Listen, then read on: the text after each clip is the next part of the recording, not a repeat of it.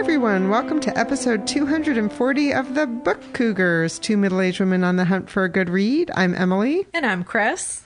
Buckle up your seatbelts, everybody. We have a lot to talk about. We haven't seen each other for a couple of weeks. I know. It happens sometimes. Vacations and all that good stuff. It's also another 10th episode for new listeners. Every 10th episode, we give away a book. Yes, and we are giving away one copy of Chasing Beauty, The Life of Isabella Stewart Gardner by Natalie Dykstra. And it's to a newsletter subscriber that we do this giveaway. Yes, and our newsletter is free. We do not sell your email address or anything like that. We send out one newsletter the last day of every month that kind of just catches you up on what we've been up to and what's coming up, all that kind of good stuff. But this Chasing Beauty, it's an award-winning biography of a fascinating woman, and we're really excited to also announce that Natalie will be a guest on the Book Cougars in October.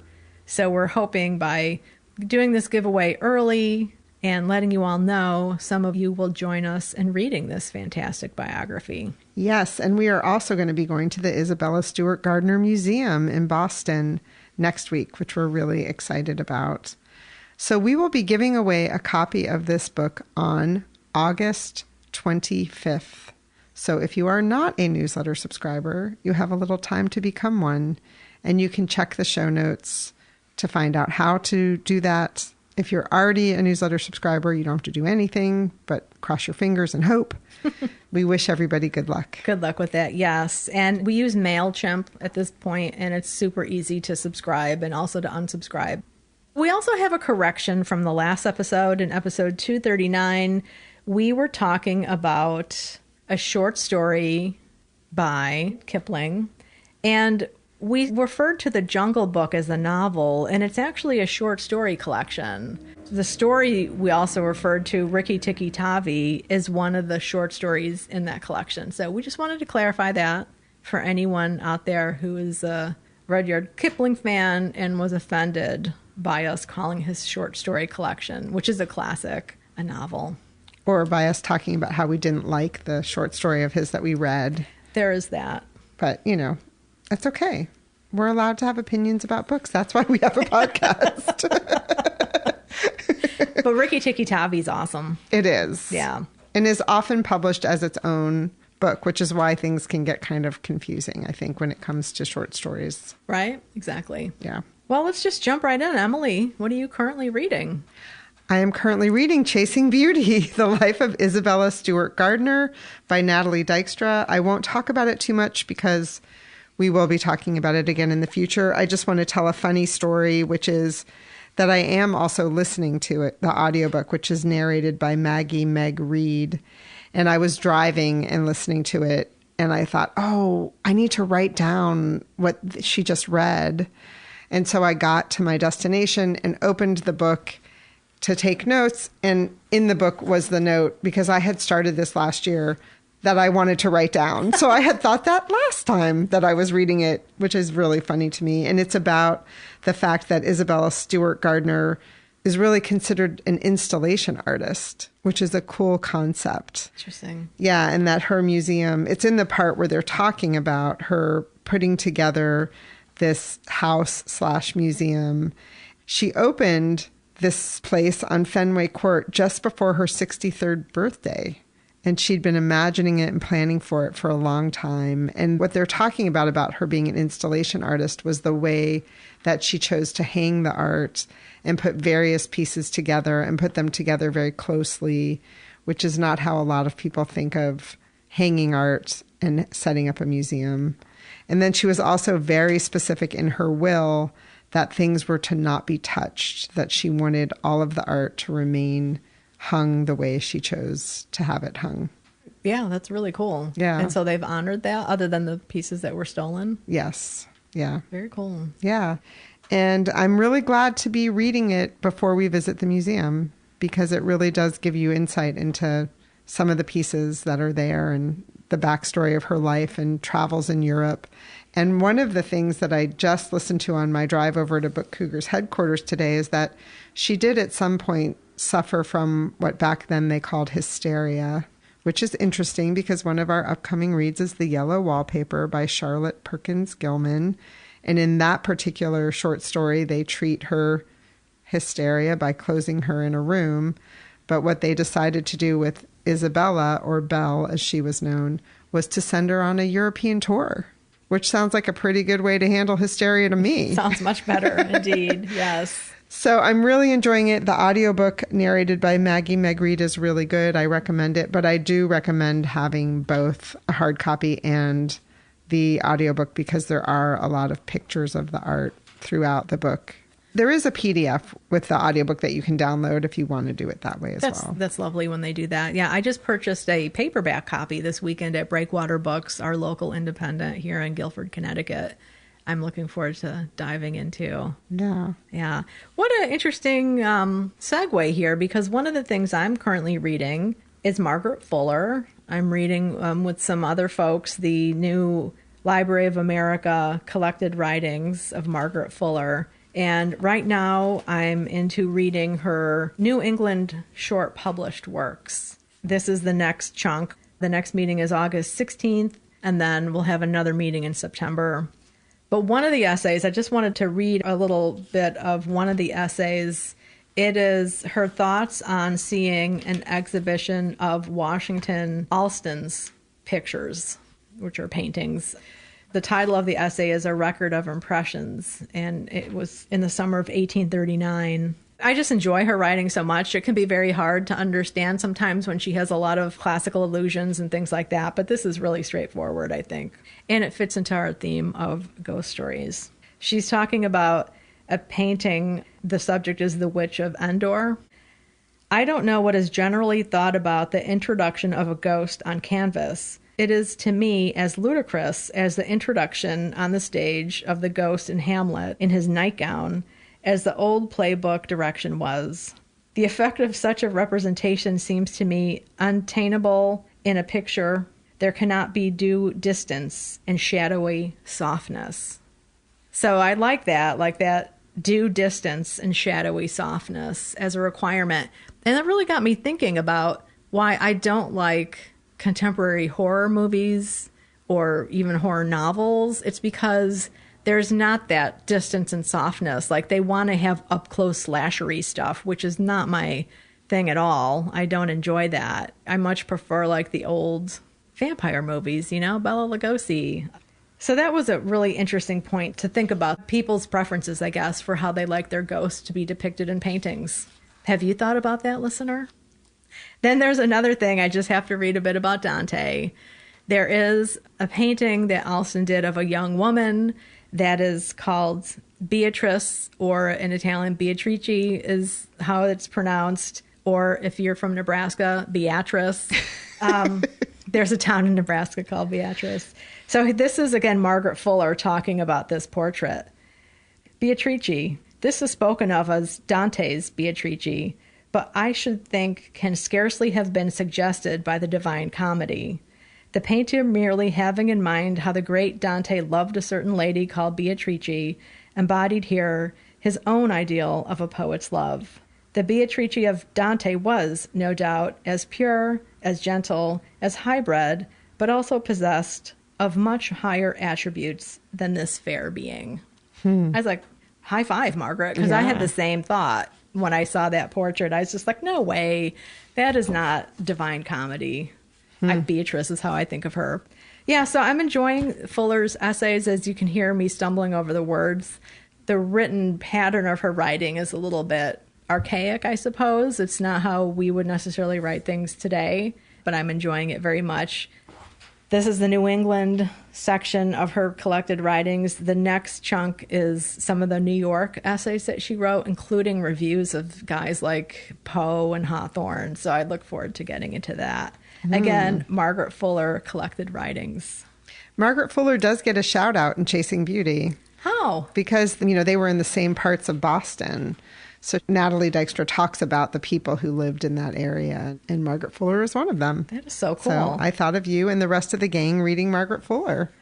Well, I'm also reading a cookbook called Sesame, Global Recipes and Stories of an Ancient Seed by Rachel Simons.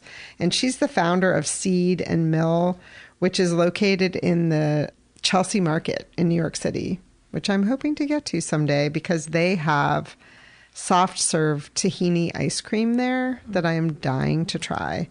And I got to sit in on a conversation with her through Cherry Bomb's monthly member meeting and was really impressed with her and her background. She's from Australia. She and her husband relocated to New York, where she followed him for his career. And then she was kind of left in a new space where she had to decide what to do and ended up opening up this market, Seed and Mill, with some partners. Never thought she would do something in the food space. Never thought she'd be writing a cookbook. I've had to wait months to get it from the library. I put it on request a while ago. And it's really interesting because it really is an ode to the sesame seed and to tahini, which is a product that is made with sesame seeds. I'm honestly not sure where I'm going to start with it, but probably knowing me with a baked good, even though she has plenty of savory recipes in here, I'll probably start with a cookie or a cake. Lovely. Highly recommend it. The cover looks like sesame colors, doesn't it? Like It does. The color scheme is beautiful. Yeah, it does. And it's not a photo. There's a new, what should I say? There's something popular happening in cookbooks where they are doing drawings now instead of photos. Dory Greenspan has a new cake cookbook coming out and it's all drawings, no photos. I wonder why. Trends. I don't know. I know there's been trends as far as whether the face of the chef is on the cover or not. It depends on how famous you are, whether you're notable in the sense that people would look at the cover and go, oh, that's so-and-so, you know? Yeah. But right now there's this interesting trend of hand-drawn I food. like that. I mean, do and I too. wonder if it has something to do too with like the production, like photographic, like photographs to look nice have to be on specific paper that is so heavy. I don't know what the pictures are like in that book. Well, I mean, inside there's photos. There's real photos. For this cookbook, it's just the cover that is that way. I don't know. It's a good question. I mean, I'm not sure because I knew I wanted it and got it through the library. I didn't really pay that much attention to the cover. If I was shopping in a bookstore, you know, I'm not sure if it would draw my eye or not. We'll have to practice the next time we're in a bookstore. That's an interesting thing to do because I really like it. I think it's beautiful and it makes me look at the picture a little bit more. Like, what is that? Oh, those are little tomatoes and... Yeah, roasted garlic. And then there's also a cool thing in very small print at the bottom is the word sesame in a bunch of different languages. Neat. Which I think is really cool. Yeah, Sesame by Rachel Simons. Well, I have started The Upstairs House by Julia Fine. This is our third quarter read-along pick. We will be having our conversation about this book on August 17th, 7 p.m. Eastern Time. I'm on page 49. And I'll just say that the first several pages, I thought, oh, what did I get myself into with this book? Because I wasn't sure. And now I can't wait to get back to it. It really hooked me. It's about a woman who's giving birth to her first child, and she is really not feeling maternally. Her husband travels a lot for business, so she is at home in their townhome. And she hears things. So one of the reasons we chose this book is because of its connection to the yellow wallpaper and also to a famous children's book writer, Margaret Wise Brown, who is a character in the book. And the main character is also a doctoral student who is writing her PhD, in part on children's literature and how children form language. And so what's kind of cool is that you have this first chunk. The very beginning is 1950, and then it goes to contemporary times with the main character and what she's going through. And then there's this table of contents, presumably for her dissertation. So it's interesting. The structure so far is intriguing to me. I look forward to reading the entire novel and discussing it. We've heard from some readers already who've read it who said it's going to make for a really good discussion. Which is always one of our goals when we pick a read along. So I'm thrilled to hear that. We also heard from a listener that said Margaret Wise Brown, who's one of the books people might know that's very famous is Goodnight Moon, which is a children's book and was recently honored by Stamps in the United States. There's a rumor, this listener suggests, that Margaret Weiss Brown didn't like children.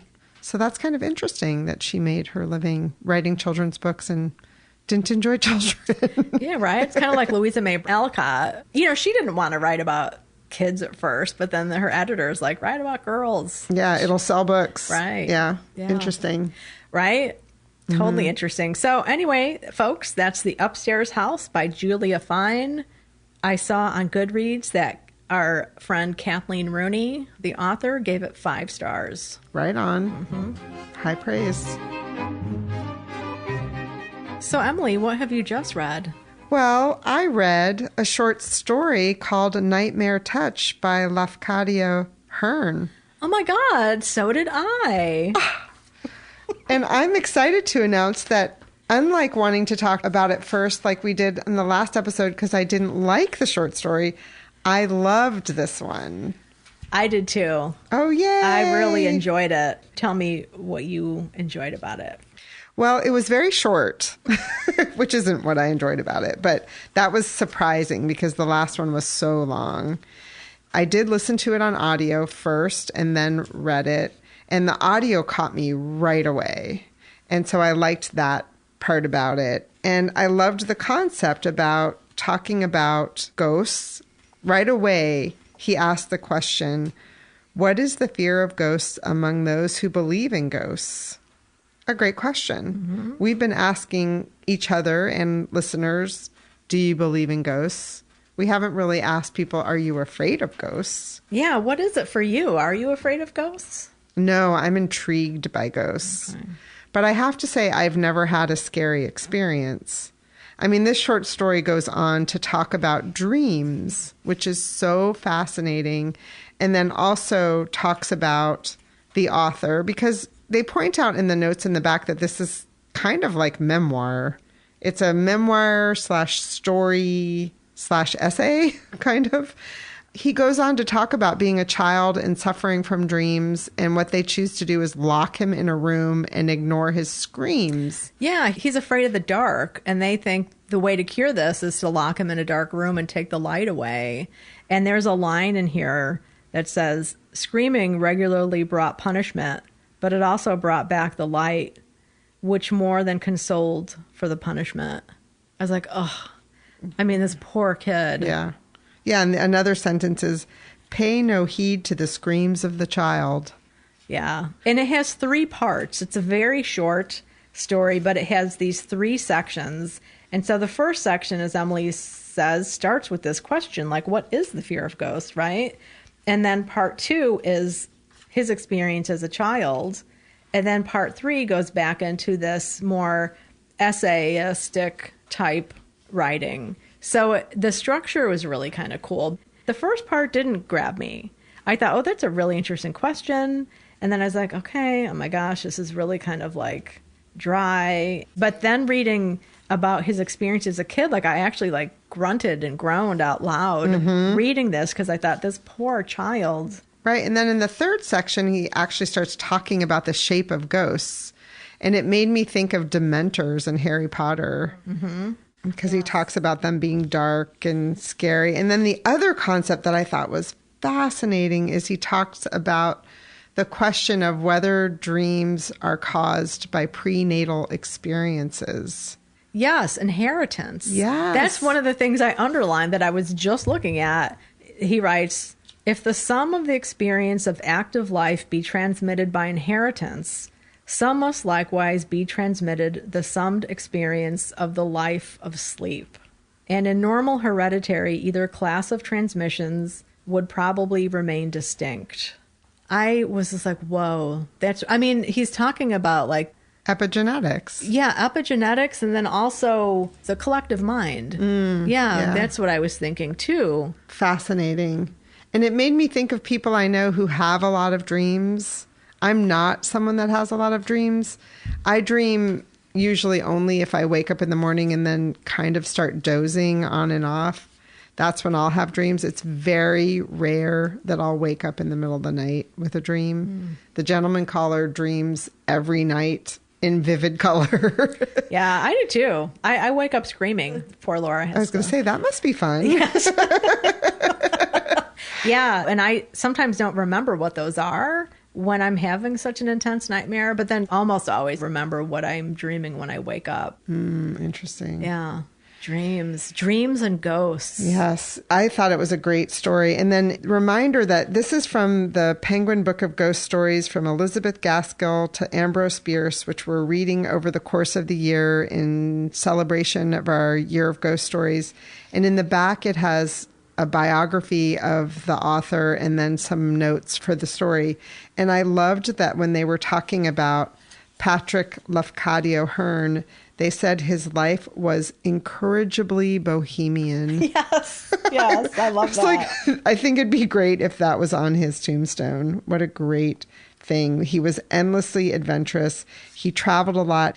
I think once he turned around 40, he went to Japan and ended up living the rest of his life in Japan, married to a Japanese woman from a samurai family. So what an interesting life. He was a journalist. And I think this short story kind of has that feeling of a journalist. Mm-hmm. He's reporting on experience and the idea of ghosts, and I really enjoyed it. Yeah, it was really good. And this line, too, here in that little bio, the messiness of his life makes an odd contrast with the polished precision of his writing. Yeah. Yeah, interesting. And I hadn't heard of this writer before. No. Out of all the ones mentioned in here, I think most of them I had at least heard of them. So very interesting. I think I would read more from this writer. Yes, me too. And it was also interesting. I did read The Yellow Wallpaper, which I'm not going to talk about because we'll talk about it when we talk about the upstairs house on the next episode. But the notion of dreams comes up in The Yellow Wallpaper. And it reminds me that that's, again, part of why we are choosing to read this, is to see how themes have developed over time in the writing of ghost stories. Right. Is this the first one that does talk about dreams? It's the first one I remember. Dreams and being afraid of the dark as a child and how that's dealt with. Yeah. But, you know, I mean, some parents, I remember growing up, like I never had a nightlight, but we lived in an urban area, so there was always street lights, you know, so nothing was ever pitch black. But I know some friends who their parents would not let them have a nightlight, or they would. Yeah. Because of different theories of child rearing. Yeah. I definitely never locked my children in a room and let them scream it out. So next up, we'll be talking about The Monkey's Paw by W.W. Jacobs. Interesting. This is another one that has 3 sections, even though it's a shorty. Mm-hmm. Yeah. So we hope you're reading along with us. If you are, thank you. And if you're interested in popping into the Goodreads discussion thread, we'd love to hear what you have to say.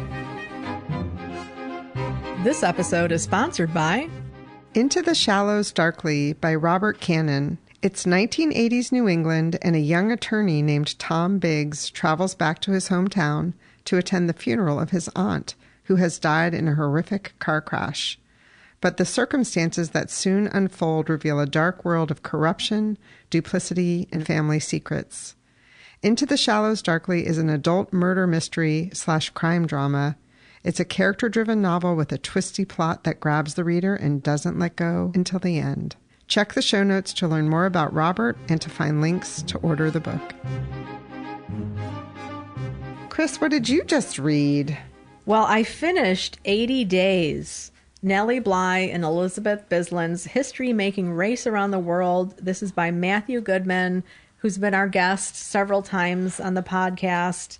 And this is a book that I purchased when we were up in Vermont at Brattleboro Books. It was a used bookstore that we went into where I purchased this. I love this so much. It's one of those huggable books, you know, as we've talked about, that you don't want to end. But alas, it did have to come to an end. So this story, it captivated the world that Nellie Bly was going to be doing this tour around the world. And the idea is one that she had, and apparently some other people were having it too at this point, because so much was changing. The railroads were becoming standard for most countries, continents. The steamships were making ship travel faster. The telegraph was making communication instantaneous practically. So Nellie wanted to do this. She was what was called like a stunt reporter, who would go and do things undercover and write about it. Like she got herself committed to an insane asylum to write about conditions on the inside. How scary is that? So she wanted to do this. And eventually the owner of the newspaper said, okay, let's do it. So she sets off to do this around the world tour and wants to do it in under 80 days. So the 80 days inspiration is from Jules Verne's story, Around the World in 80 Days. She, I think, wanted to do it in like 74 or something like that. And she heads off on a ship heading across the Atlantic. And a competing paper, actually it was more of a magazine, the Cosmopolitan. It was a monthly publication, I think. I hope I'm getting that right. Saw this, that she was launching this, and thought, oh, how interesting. We should send a girl reporter of our own out. And they send Elizabeth Bisland. Within 48 hours, she is on her way. Elizabeth Bisland heads the other direction for different reasons, like the South Sea winds. Some things didn't get factored in, like the snow in the American West that can delay trains even today, right? It's such an engaging story because you get all of this like historic time period stuff, like the 1890s and all of these changes that are happening in the industrial world with women having, certain women anyway, having more freedoms because they both go unchaperoned. They're both traveling by themselves. And, Nellie wanted to set this record, but they also wanted to have it be kind of an investigation into modern travel and using only ordinary travel opportunities that any tourist could take, right? For Nellie Bly's case, they said, we're not going to have any special hiring of trains or boats or anything like that. She's only going to be using public transportation. Elizabeth Bisland's group didn't necessarily make that claim. Nellie Bly didn't even know somebody was, quote, racing against her. And Bisland never thought about it as a race at all. They're very different women. And I could sit here and talk to Emily about this as long as I did the Stone Fence book, but I won't. I just want to say how exciting it is to read about this time period. Like Matthew just has such a great way of bringing in so many details in a light way that really lets you picture it and understand what the characters could be going through. And there were a couple passages I'd love to read. And one bit of advice from Nellie Bly, she only took her carry-on bag, like she didn't book any luggage because she figured that would slow her down. So she just had her little satchel. And her advice was, if you're traveling and you're not dressing for other people, you can travel light. I love that. Good advice. It is good advice, right? I wanted to read a bit about Bly having a certain type of food for the first time because I was thinking about my foodie friend here across the table from me. This is when she's in Colombo, Ceylon. This is Matthew writing about Nellie Bly. One of the waiters placed in front of her a large platter of white rice and a strikingly yellow dish called curry, divided into varieties of meat, chicken, and shrimp. Bly was no stranger to exotic food. She knew the sausages and blood pudding of the German Rathskellers tucked in the midst of newspaper buildings of Park Row, the bagels dangling from metal rods sold by gaunt, bearded vendors on the Lower East Side, the boiled spaghetti served up in the Italian kitchens of Greenwich Village, the chop suey available at all hours of the night in any of the city's 8 Chinese restaurants. But curry was a dish entirely unfamiliar to her. Still, she had always prided herself on her adventurousness. Whatever she had gotten in life had come from taking risks, and she spooned a mound of rice onto her plate and some shrimp curry over it. She added a dollop of the glistening, sweet and spicy condiment called chutney, then sprinkled on top a bit of the salted and dried Maldivian dish that smelled like a garbage scow on a hot day, but went by the grandly deceptive name of Bombay duck. As instructed, she mixed everything together and took a bite. The flavor was not like anything she had ever tasted before. It was like pepper and garlic and somehow flowers. The heat of the dish subtle at first, but stronger with each bite, until it seemed to warm her entire body. Curry, Bly decided, was unsightly but delicious. And during her time in the East, she ate it whenever she could, stopping only when after a particularly hearty meal, its spiciness threatened to give her palpitations of the heart. Oh my gosh. Love that. Now I want some curry. And also Matthew Goodman, I'm voting for him to be the next New York Times restaurant reviewer. Right. Such good writing. Isn't it? So good. So Nellie Bly was more of a, I guess you could say like a working class girl. Her dad died young when she was a child. She had to really scrabble to try and provide for her family. Elizabeth Bisland, on the other hand, kind of had a similar situation in some ways, a hard life, although her family were of the planter class in the South. They fled Louisiana during the Civil War and lived up north. And after the war, they went back to their plantation, which was pretty much ruined, and there was poverty, wealth without money. But she was always a big reader and a writer as well, secretly. And she got into writing in the area in Louisiana and then eventually went up north. You know, she reminded me, I shouldn't say she reminded me of Scarlett O'Hara, because I think Elizabeth Bisland sounds like she had a little bit more tact and decorum and was much more of a Southern lady, but not a lady in that fussy way, you know, grounded in literature, let's say that. And they had very different perspectives on life. You know, Nellie Bly seemed to like hit the ground running and would run through anything, whereas Elizabeth seems a little bit more like she would sit back and kind of assess the situation and go in respectfully as a people person. This is a scene I wanted to read because it made me think of Kipling's story that we just read at the end of the passage. And, you know, that was about young white British men serving the British Empire in India and suffering from the heat. And one of the points in Kipling's story is that all the reports back home in England make it sound like these men are living in the lap of luxury and everything's wonderful and all that good stuff.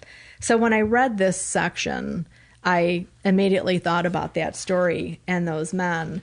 This is in Singapore with Bisland at a hotel when she arrives. She's sitting down to eat a midday meal.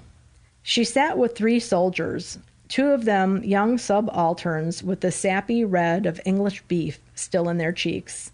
On their first tour of the service in the East, rather than curry, they ordered beef with beer.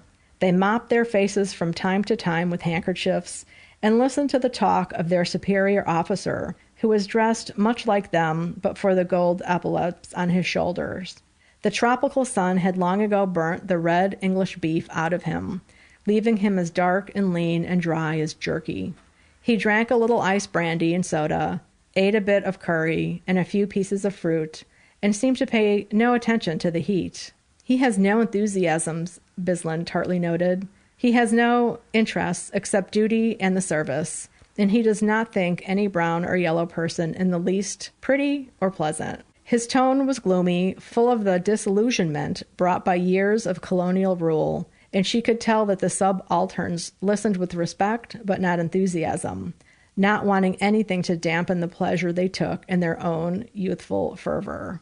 So, I, just gave you that feeling of that Kipling story of, what all young people are bright-eyed and bushy-tailed, right, until they've been doing it for 10, 20 years. But Bisland was much more of like an Anglophile, right? She loved the English, the British, appreciated them. Bly, on the other hand, came to hate the English because she saw what their colonial rule was doing to all of these locations. She went around the world in the 1890s and didn't need to speak a foreign language. Everyone understood a little bit of English for the most part, even back then.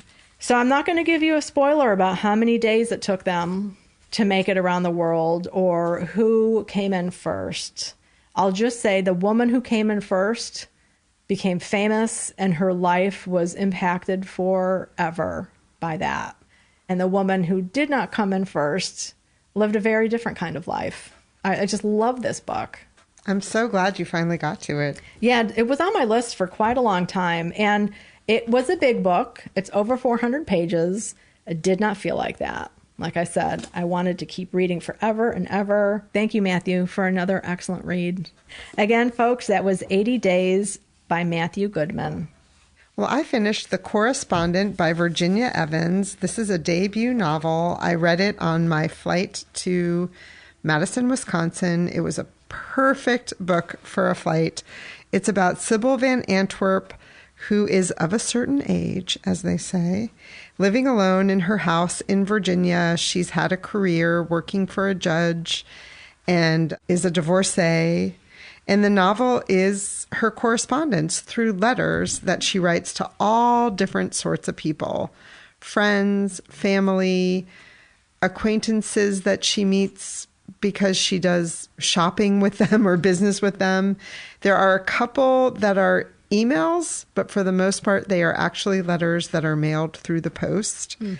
She talks a lot about different books, and I wish that there was a list of all of the books mentioned in the back of the novel. I did start taking notes myself and have pages of books that are mentioned. I use these lined Post-it notes that I put in books when I start reading them.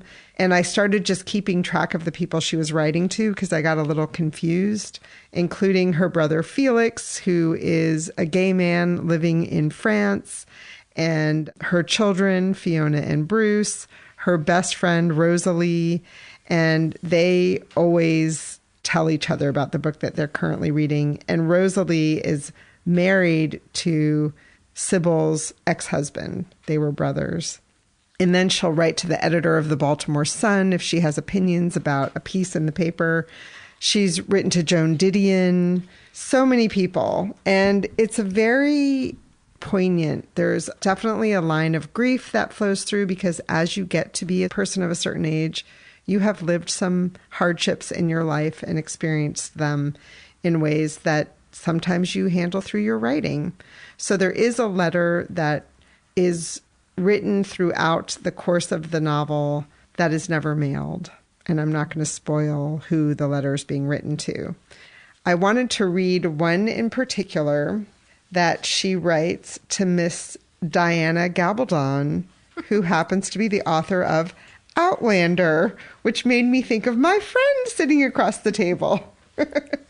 This is written on February 2nd, 2017. Dear Miss Gabaldon, I am writing to tell you I have just had the surprise of a lifetime, and that is, namely, reading your book Outlander. Here is what happened. I have two good friends, Trudy and Millie, whom I have known for more than 3 decades and with whom I share an ongoing discourse on literature. Our tastes do not always coincide.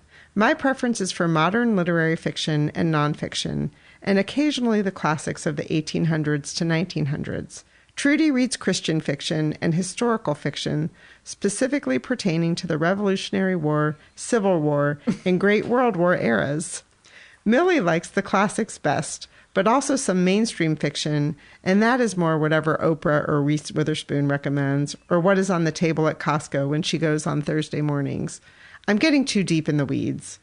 My point is that I mentioned to the birds, those friends, that I was wanting to read something regarding Scotland, particularly set up in the Highlands, and Millie asked if I'd read your first book, Outlander. I had not, and Trudy chimed in, rather blushing and echoing back, yes. Had I read it? They both had, though they didn't know they both had, and in fact they had both read all 8 of the novels in your series, and I asked why neither of them had ever mentioned the series to me.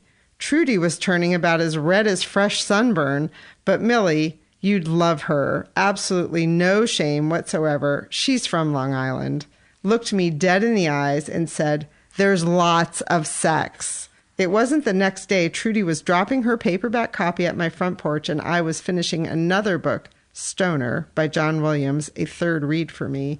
So it was perfect timing and I tucked right in. Well, I read all day, skipped garden club, read into the night, woke in the morning and read all the next morning, finished the book The Weight of a Doorstop that night, and stepped onto my back porch like an opossum blinking blearily.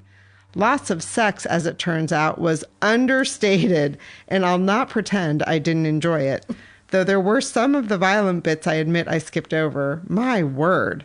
But it was the place. From the comfort of my reading chair, my feet on the ottoman, the light on at my head, my tea, I've been positively delivered into the interior of Scotland. How can I thank you? And the history, too, and the wonderful characters and the storytelling I loved. I loved the book, and, as it turns out, I have a special connection to Fort William discovered rather recently, which made the history the more interesting to me.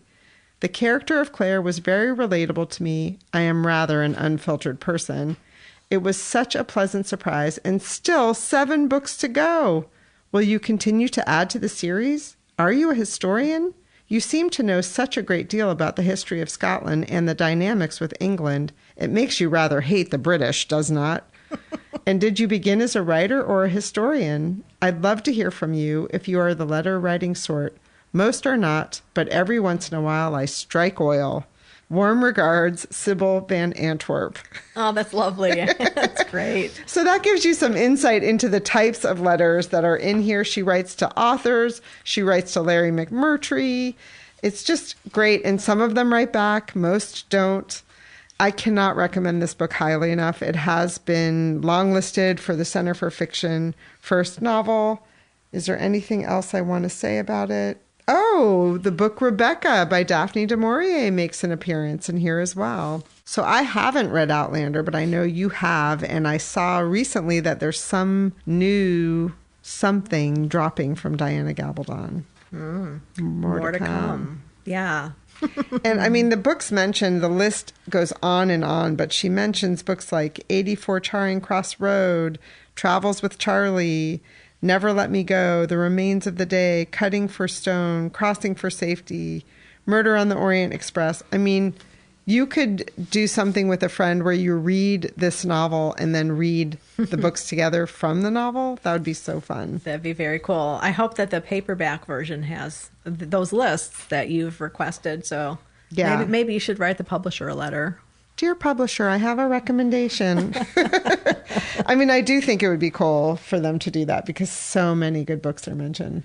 The Correspondent, Virginia Evans. Nice.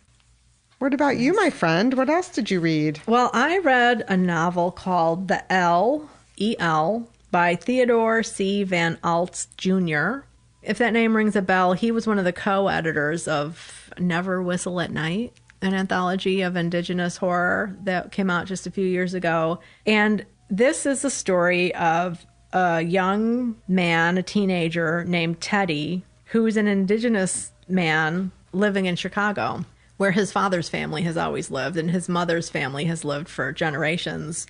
And he's in a gang, and he was kicked out of his mom's house for this gang activity and is living with his dad, who is an alcoholic and on and off, not very present in Teddy's life. And Teddy, is like a gang leader of a local set of this gang. And the big thing happening is there's going to be a big meeting at a local high school of all of these different gangs coming together to form a new, larger gang that is interracial. Because I think a lot of people know, like, Chicago still has the unfortunate moniker of being the most segregated American city. So Teddy, being indigenous, is really excited about this possibility.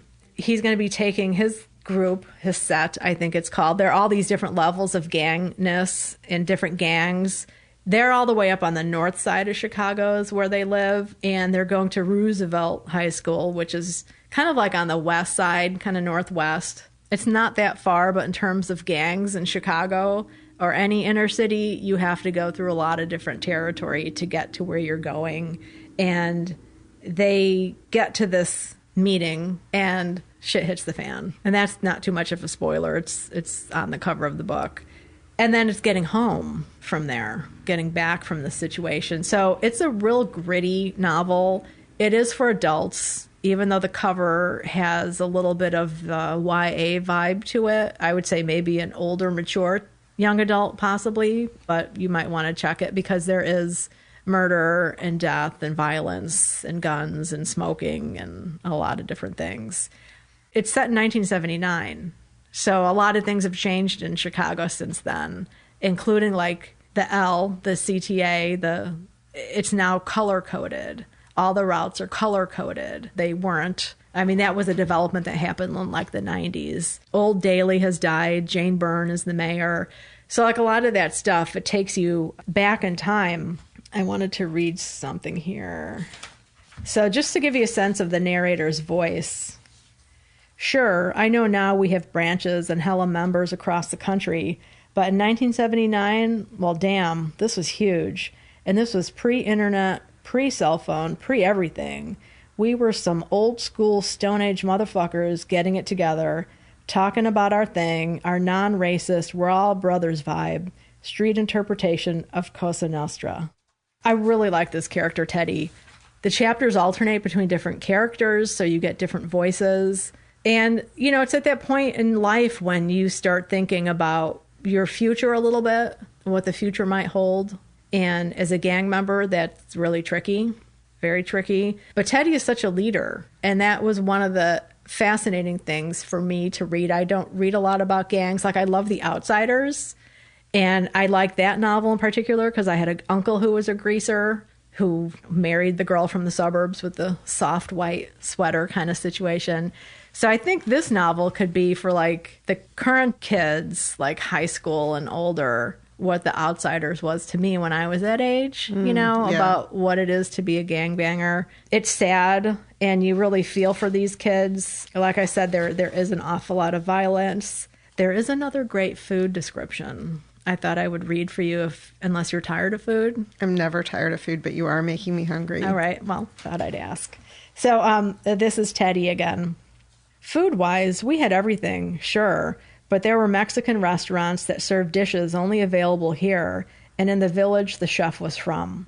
We had such deep connections to soul food in the South that when mighty El Run leader Jeff Fort, legendary negotiator of missile deals with Muammar Gaddafi, escaped, even I was like, well, just check Mississippi, yeah? Sure enough, there he was. Anyway, we got Colombian seafood joints, Haitian cuisine, Lebanese halal, and Greek spots on almost every corner that'll make you gyros and eggs on request down the street from hillbilly joints that crank out jelly omelets and fried bologna, along with Michelin-starred French restaurants that make mayors cry over foie de gras ordinances, and Maxwell Street Polishes that should be bronzed, and more famous than that deep dish special occasion pizza the rest of the country thinks we eat every damn day. Talk all the shit you want about New York or Portland, but you can eat your way through 24 countries on a Sunday Clark Street stroll. Shit. We even have multiple Swedish restaurants. Fuck you. So he can compete with Matthew Goodman. He can be the Chicago restaurant reviewer. Yeah, I mean, this book really is. It's a part love story to Chicago, part gang narrative, part young indigenous man trying to connect with his people's traditions, you know, like he'll sprinkle tobacco occasionally. Like he finds a dead raccoon on the tracks and he's not sure what to do, but he flicks a cigarette there as an offering. So in that way, it was, I mean, just really complex. There was a lot of slang. So you have to just kind of let yourself go with the slang. If you don't know what the words are, you can stop and look things up. But I just kind of kept reading. I might mark things and go back and look. But part of it was just getting this ride along with this kid's voice. That really kept me going. And there was some ghost stuff. There was mentions of a ghost and the golden hour in Chicago. But one of the things that it really made me stop and think is something I'm embarrassed to say I hadn't really thought about, even though I know indigenous people were there in Chicago. I mean, Chicago is a Native American word for onion. But like he says at one point that his mother's family goes back a couple generations, but his old man's goes back thousands of generations, you know, and like that really caught me off guard and made me like really stop and think about that. He says, I have ancestors and relatives from all three fires confederacy and a couple more nations who visited and traded here. Chicago lives in and on my body in ways I'll never be able to explain, no matter how many words I learn, how many dictionaries and encyclopedias I read. And I'm good with that. To belong to a place that belongs to you, that claims you eternally and always has. What more could you ask for? Yeah, a really fabulous novel. It comes out on August 12th, the day this episode drops. And it's great. Teddy is a kid. He's full of book knowledge, street smarts. The spirit of Coyote helps him at times. But again, it is bloody, gory, violent, but also full of love and very heartfelt. So again, that's The L by Theodore C. Van Alst Jr. I finished A Family Matter by Claire Lynch. This is another debut novel. She does have one work of nonfiction. I believe it's a memoir called Small on Motherhoods. And this has been in my sweaty little palms for a while, and I picked it up at the last minute and threw it in my bag to take on vacation, and I'm so glad I did. It's told from two different timelines. July 2022 is where it starts off. And then the next timeline starts in July of 1982. And in modern times, it starts off with the character Hearn, who has been diagnosed with cancer. He's a very rote person, like he keeps a very specific schedule. The opening scene is him going to the grocery store on Thursday, which is the day he goes to the grocery store. And so you kind of get a glimpse into what his life looks like.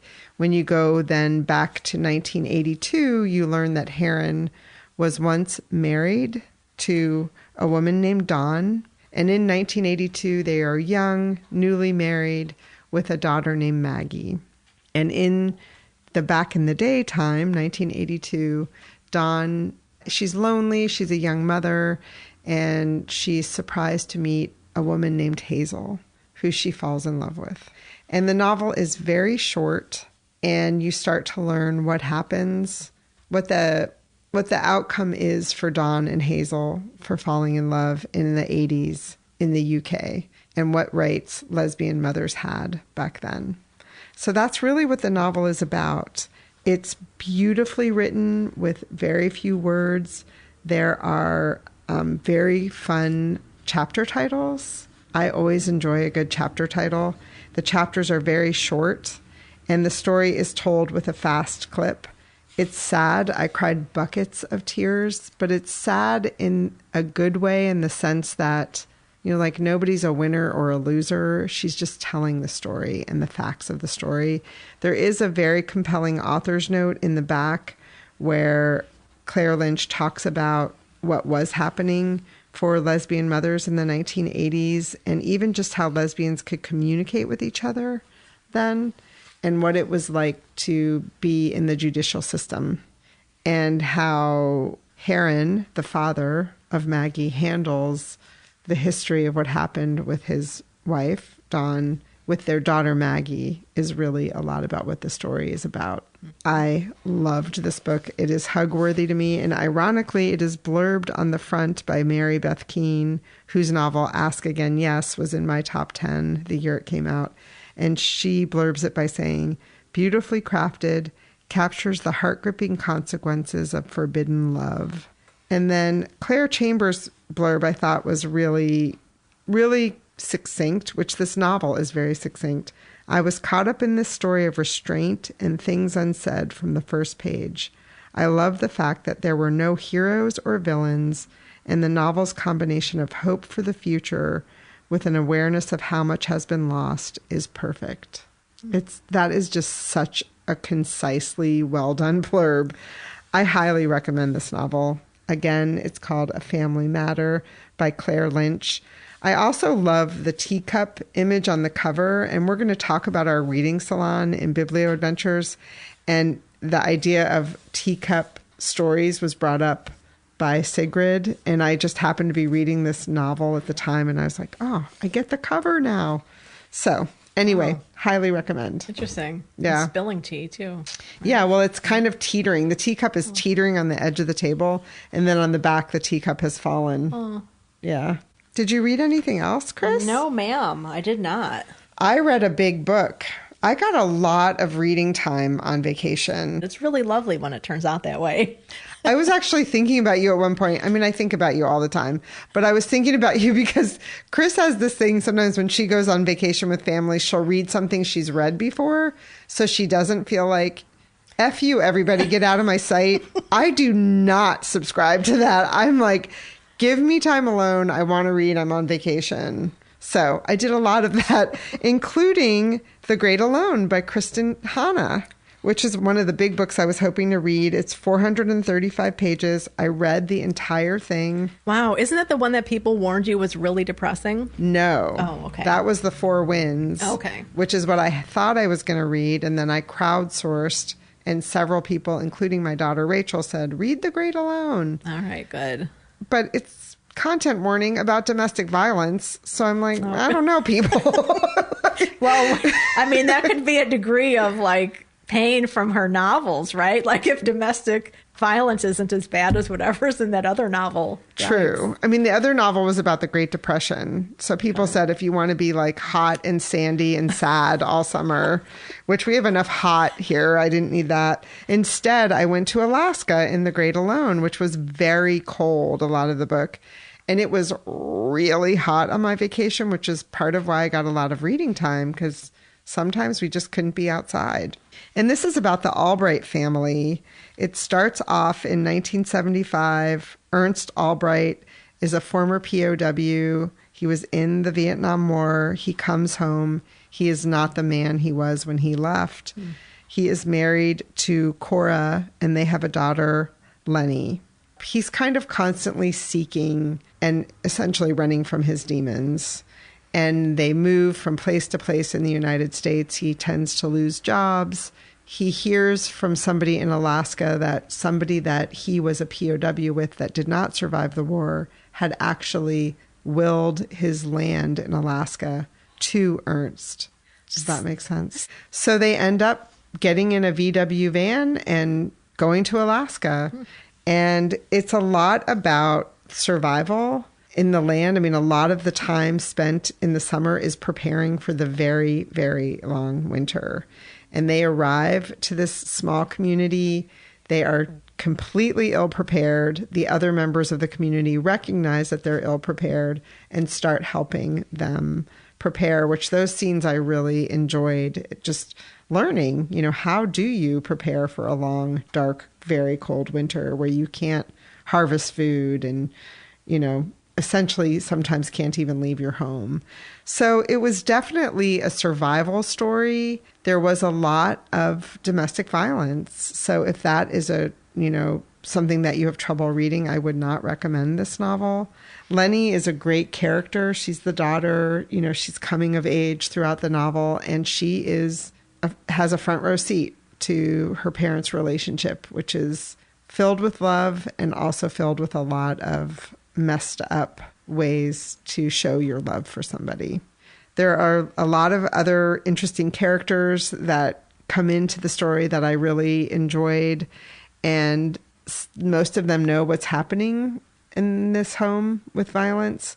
But one of the points that Kristen Hanna is trying to make with the novel is, just like in 1980s UK for lesbian mothers that I just read about in A Family Matter, 1970s domestic violence for women, the courts were not friendly to them. Mm-hmm. So Cora really felt like she didn't have many options of how to protect herself, nor did the people around her in ways to help the family, but they knew it was going on.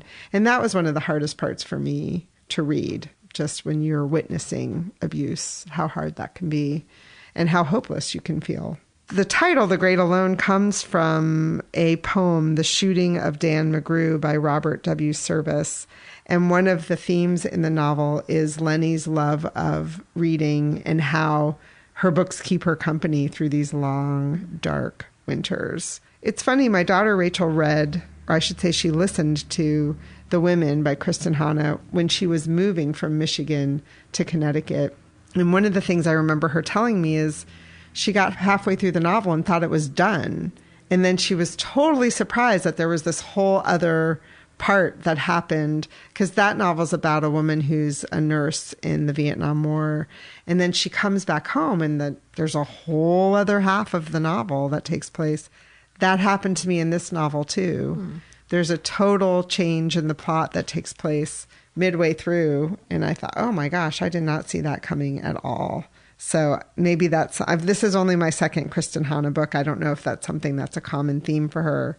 I read an interview with Kristen Hanna, and she was raised in a family that owned a place in Alaska kind of like a summer resort, I think. So that helps you understand how she was informed to write this novel. It's so Alaskan. I learned a lot about life in Alaska. And it also made me think about our conversation about The God in the Woods, which is a much more recent publication. I honestly didn't look up when this novel came out, but I know it's been out for a long time. This has over 1 million reviews on Goodreads, and it's 4.45 stars. Wow. And I could not get a physical copy out of the library. I did end up being able to get an e-copy, and I read it all on my e-reader. Oh. So her books are very popular. Again, it's called The Great Alone. Thank you to people who recommended it to me, and I finished another big book. Good for you. Yeah. Yay. Nice. Yeah, really good. BiblioAdventures. Well, we had one together. We did. We had our monthly salon with our patrons. People who contribute $5 or more a month on Patreon are invited to attend our monthly reading salon. And our topic this last month was feminist literature. And it was a really good conversation. One of the main things that I took away was, why you're reading. Are you reading to get help right now, to understand something like in the world or what's going on with yourself? And then also reading to understand where women have come through, what we've been through, what's still going on today. So I really like that. And I think it was Anne who first brought that up by saying, we were talking about some of these classics, like the feminine mystique, is that still helpful today? And it might not be helpful in a way for a woman who needs something like right now to help her with a situation, but it could be helpful for understanding maybe how you are still feeling that way because, we live all sorts of different lives and circumstances and communities and everything. So I just thought that was a really important thing to always keep in mind. And I think most readers kind of know, like if they need help with something right now, they're going to look for a newer book possibly. Yeah, I agree. I just really appreciated that, and that's been on my mind a lot. Yeah, and our next reading salon is August 24th, and we're going to talk about books that you threw across the room. Or you at least wanted to throw them across the room. And I love that topic. I'm so excited. And I actually had an experience on vacation where I was listening to an audiobook and wanted to do that. And I was like, I can't throw my phone across the room. That would be a bad choice. But I ended up DNFing it. So that's the first one I'm going to talk about when we get together. Yeah, I one that I've read in the past immediately came to mind when that topic was suggested. Yeah. Yeah. So fun. If you've been thinking about joining our Patreon community, now is a good time. If you want to join that reading salon on the 24th, you can join for a month and see if you like our company. Yeah, and Patreon makes it really easy to sign up or downgrade or quit, whatever you want to do. We really enjoy those conversations, so thank you to everybody who was able to make it. I had a lot of biblio-adventuring. I will try not to get too carried away, but we'll see what happens. I had my first trip to Madison, Wisconsin, which I really enjoyed. It's beautiful there. It was very hot, as I mentioned, so one day the gentleman caller and I went to the Madison Public Library. Libraries are always a good place to cool down, where you can spend a lot of time. And we spent a couple hours there. It's 3 stories. This was the main public library, very near the Capitol. One of the things I came across was a man who had brought his dog to the library, seemed very welcome. There was a dog bed. The dog was kind of sitting at attention while his owner worked. It was unexpected and sweet to see. Inside on the first floor, there's a very nice Friends of the Library store. Very well organized, alphabetized. We spent time there. There's beautiful murals throughout that I saw were sponsored by various foundations along the walls of the library. On the, I think it was the downstairs floor, there was a maker space called the Bubbler. They have different artists in residence at various libraries throughout the city, but in this particular library, there was a fake bakery set up. It was so cool. They had cardboard out and people could create these cakes. They even had a place to make candles for them and ice them. It was my kind of makerspace. That's so cool. It was so cool. And all the librarians were friendly. I read in a silent reading area for a while. I was reading A Family Matter by Claire Lynch and just really enjoyed my time there. And then thanks to one of our listeners, Mary, who last year had told us about Mystery to Me bookstore, I made an effort to get there, and I did. And the bookstore owners were really sweet. The woman I was talking to in particular had worked there for 6 years. And I'm not sure how long ago, but she and a few other people bought the bookstore from the original owner who had been the owner for years and wanted to retire. And they were all pregnant at the same time. So one of the things she wanted to show me was that in the kids section, they have book recommendations from their children, which was so sweet. I think they ranged in age from 18 to 24 months or something like that. And this bookstore is particularly known for putting sticky notes on books for recommendations. You know, a lot of bookstores have those shelf talkers. They had sticky notes pasted on books all over the store, and they were funny. I kept texting them to Chris. Oh, it was just cracking me up. 2 booksellers recommended books to me. One is A Murderous Business, a Harriman and Mancini mystery. If you're looking for a new mystery, this is book 1. It comes out on September 16th. Just around the corner. This is by Kathy Pigou. She has written other books, but this is the first book in this series. I loved her bio. When I looked at her website, she said, I can't afford therapy, so I write. And this book, A Murderous Business, is about 2 queer women in turn-of-the-century New York around 1912, and someone dies, and they end up investigating.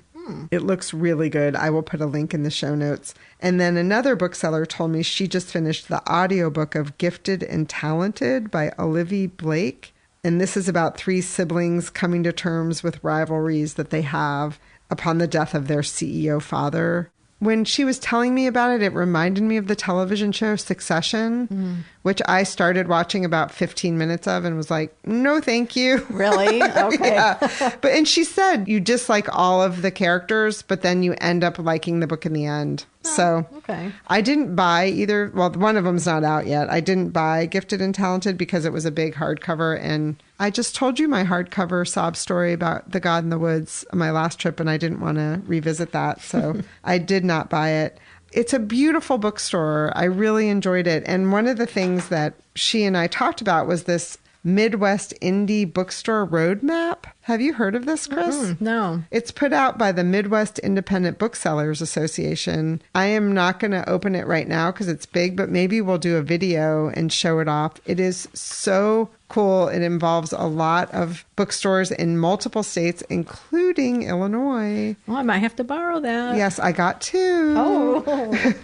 And the reason she gave it to me is because I was asking her about their independent bookstore day, because they had this really cute card with the independent bookstores in the Madison area that were part of it this year. And so I asked her if they did a passport, and she said they found that whole stamping thing didn't work very well for them as they got really busy on that day. So instead they hosted some raffles, and that worked really well. But they had this really cute postcard that has, I think it's about 11 bookstores listed. And the art was done by someone local. And it was just really fun to talk to her about that. I really enjoyed the bookstore, and I really enjoyed Madison. Very cool. I'm so glad you had a good time up there. Yeah. It's a neat city. I had a bookstore biblioadventure while you were gone. I found myself in Bridgeport. I was there with Laura, and I was like, oh my gosh, Kindred Thoughts Bookstore is here. And that's been on my list, and yours as well, I know, for quite a while. And I thought I was going to be going like last semester because there was a meeting in Bridgeport, but then the meeting got canceled. Anyway, long story short, I was there. They were open. It was beautiful. It's a great shop. They specialize in African American literature, and it's inside of this 19th century arcade. You know, you walk in and you feel like you're in another time. Wonderful skylight, and then the shops all around in like this oval type shape, first floor, second floor. Very lovely.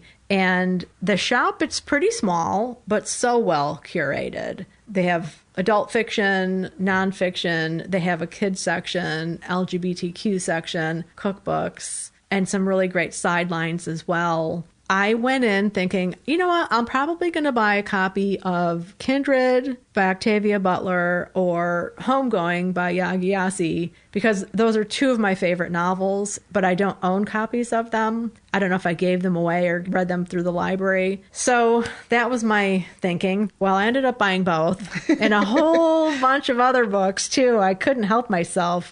It's just a great shop. And I had a wonderful time talking with one of the owners.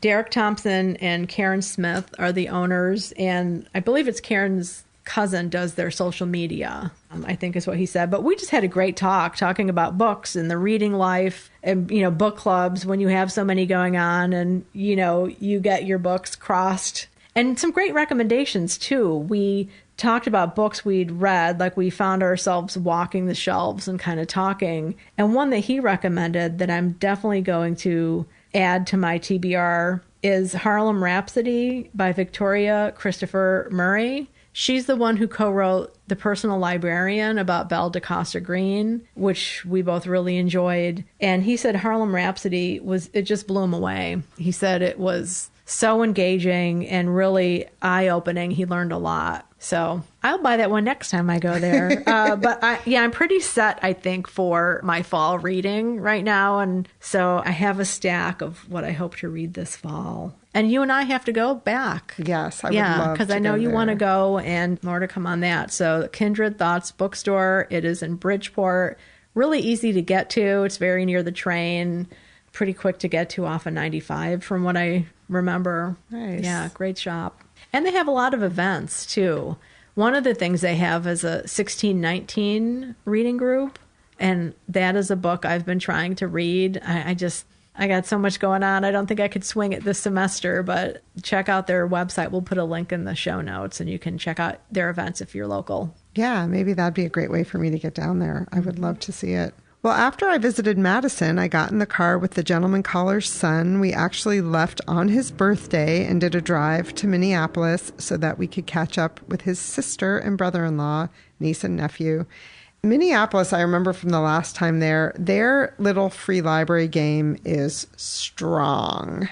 I mean, there is a little free library on every block, if not two little free libraries. At one point, the gentleman caller commended me on how well I was doing not stopping at each one that I saw as we were driving down the street. When we were walking, you can be sure that I did.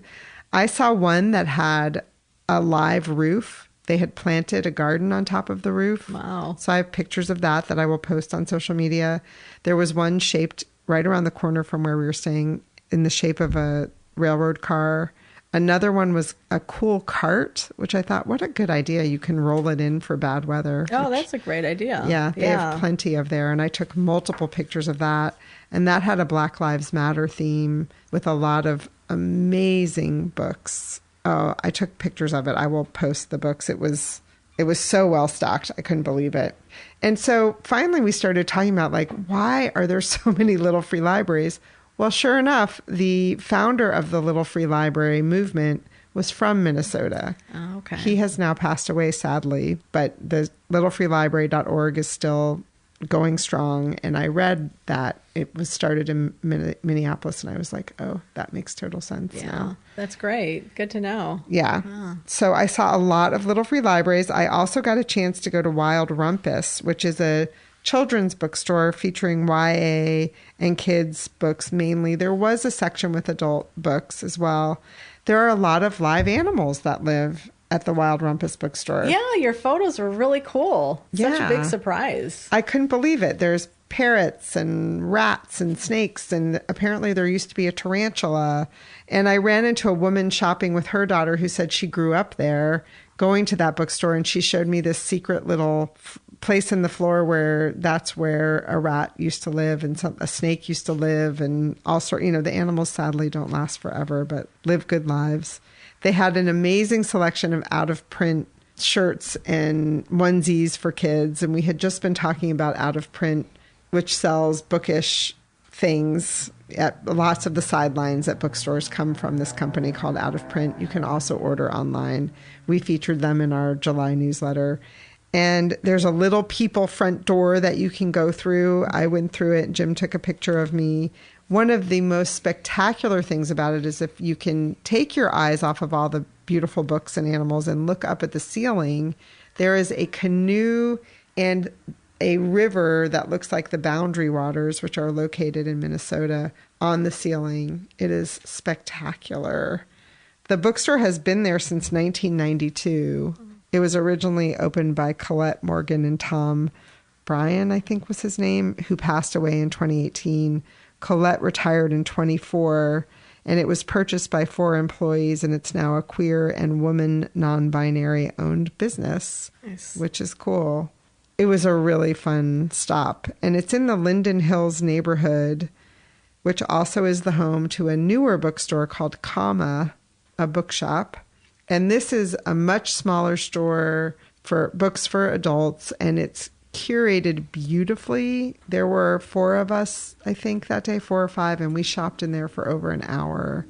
And one of the things they had that I didn't pick up and take a copy of, but Rain Taxi Review of Books. Have you ever heard of that, Chris? Oh, no, I have not. Yeah, I'd never heard of it either. And it's a quarterly book review journal, essentially. It was started in 1996. You can read it online. So I will put a link in the show notes to that. Some of you out there might be members and receive it. The gentleman caller's son, Liam, picked up this card for me. I hadn't even noticed it, advertising the Twin Cities Book Festival, which is sponsored by Rain Taxi Review of Books. And it's taking place on Saturday, November 8th at the Union Depot in St. Paul, Minnesota. It's free admission, all-day book fair, author events, book signings, children's activities, used book and record sale. So if you're in the neighborhood, we'll put a link in the show notes. I wish Chris and I were in the neighborhood. Yeah. Oh my gosh. That would be so much fun to go up there. Yeah, and it looks like just a beautiful building. So I learned about Rain Taxi. I'd never heard of it before. And I did purchase one book. I was drawn to the local authors section, and this is called The Night Owl Sings and Other Stories of Old Age by Judy McConnell, local author. The book is signed. And part of what caught my eye was on the back. It says, "Too often in literature and American society, the old person is a trope. They are only a grandparent or only an ailing body or only an inability to keep up. In The Night Owl Sings, Judy McConnell's protagonists, all of them old, bust the stereotypes of old age as a reductive experience." That really caught my eye. And she started publishing books in her 70s. Oh, that's so cool. Yeah, this is her 4th. The other 3 are novels. This is her first book of short stories. And it was a finalist for the American Fiction Awards from American Book Fest. And I had to buy it partly because of what I read on the back, and also because there's a short story titled "Bring Me Little Cupcake, Darlie." So that was my takeaway. The gentleman caller bought a couple books from that store as well. And I have to say, in my little free library, I was very good about not taking books. But there was a book that I had seen at that Mystery to Me called Butt or Face. Can you tell which end you're looking at? It is a children's book. It is a notable book from the Association for Library Service to Children. It's by Kari Lavelle.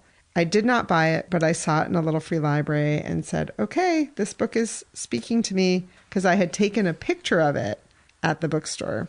So Butt or Face did come home with me. It's a copy on the front, one of my favorite animals. Yes. Yes. So those were the 2 books that came home with me on vacation. I was very proud of myself because sometimes I bring home a lot of books from vacation. I know. I mean, it is also possible to have them shipped. Yes. I have done that before. Yes. Yeah. I think one of the bookstores did say that as they saw me struggling. You know, we do ship.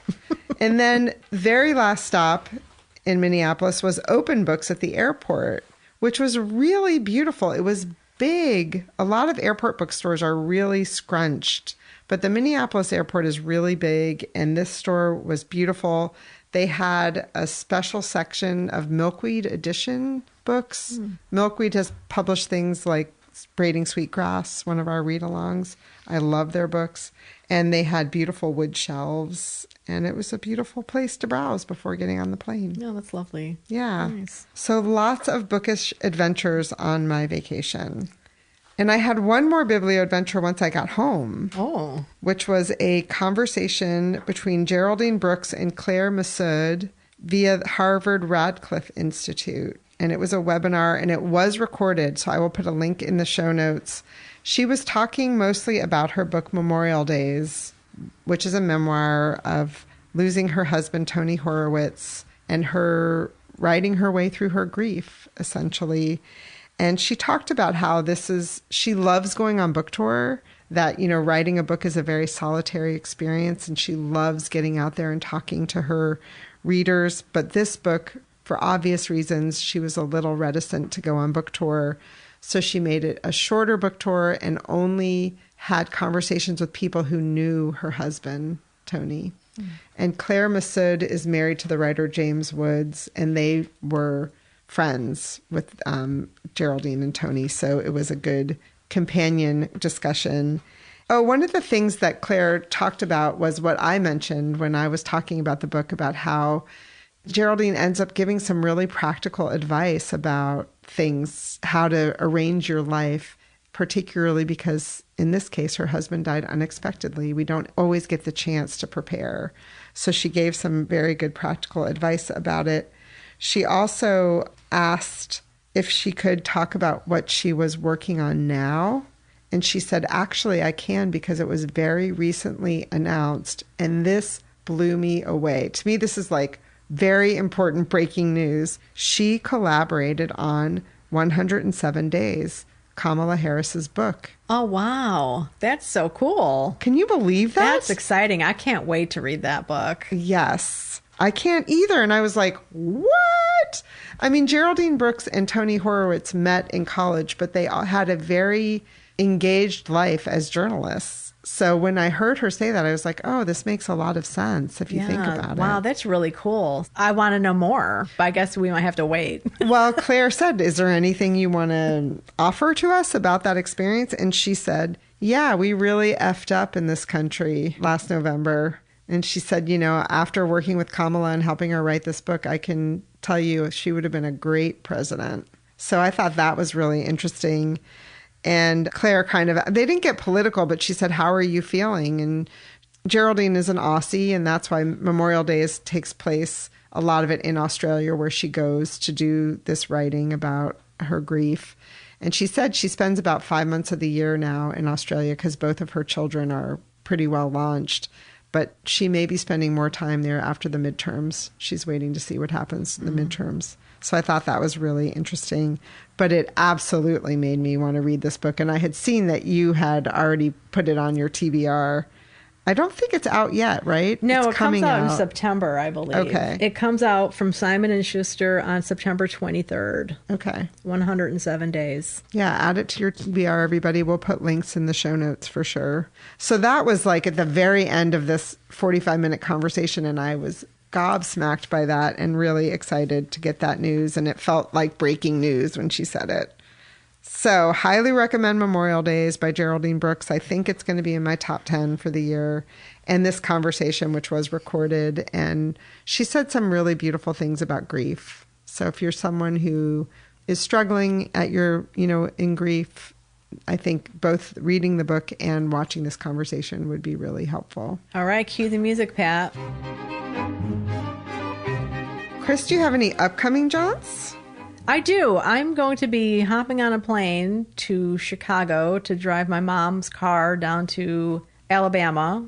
And I look forward to reading in the plane and then listening to an audiobook in the car. It's going to be about a 9-hour drive, I think. So I am looking for an audiobook right now, deciding what I might listen to. I mean, Chasing Beauty sounds like it might be a good one. I might listen to a mystery novel. We'll see. I don't know. So that's coming up. And the other thing is, okay, cue the Outlander music. Emily mentioned Outlander earlier, there's a new series coming out called Outlander, Blood of My Blood, and it premieres August 8th on Starz, so you have to have a subscription to view it. And when I first started seeing advertisements for this, I was like, what is going on? I was like, is this like a remake of Outlander with just like younger and skinnier people?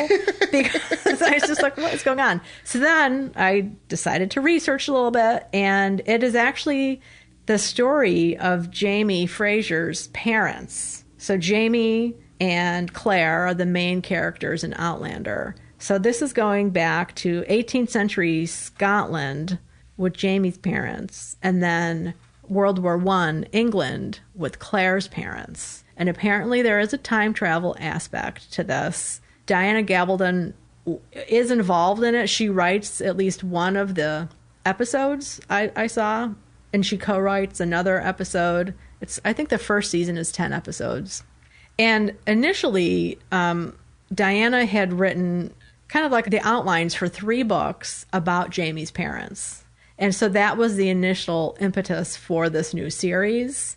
And the guy that she was working with on the series is the one who said, well, let's do something with Claire's parents, which wasn't on Diana's mind, but she kind of liked where it was going. So you have the author, the original creators backing of this, and we'll see how it goes. I don't have a subscription to Starz, so I'm not sure when I'll watch it, but I thought since we have listeners who are Outlander fans, they might want to know about it if you haven't seen the advertisements, which are, I feel like, everywhere. But it could just be that I'm their target audience. Right. I don't know. Yeah, report in if you are watching it, because by the time this episode drops, that will have dropped on Starz. Yep. So let us know. Well, I'm hoping to get on August 15th to Wilcox Park in Westerly, Rhode Island. I believe this is sponsored by Bank Square Books, to see Marguerite Holloway talk about her book, Tales to the Trees, a story of hope, science, and self-discovery in America's imperiled forests. And it's about her learning to be up in the canopy of the trees. Cool. Yeah. So I hope I can get there. It's like at 4:00 on a Friday. So we'll see. But I will let you know. And I'll put a link to the book, if nothing else, in the show notes so you can learn more about that. Nice. What about upcoming reads? Well, my darling Aunt Ellen surprised me with a sweet treat of sending me her copy of The God of the Woods by Liz Moore. Yay! So I'm hoping to start that this weekend.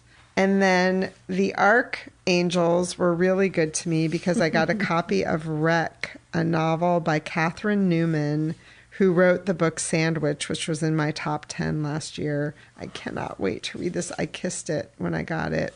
And it pubs in October. Okay. So, yes, those are my 2 exciting ones. And then I'm definitely starting The Upstairs House by Julia Fine. Yeah. I'm going to start that today when we're done recording. Oh, nice. Yeah. I'll be finishing that and then reading Yellow Wallpaper.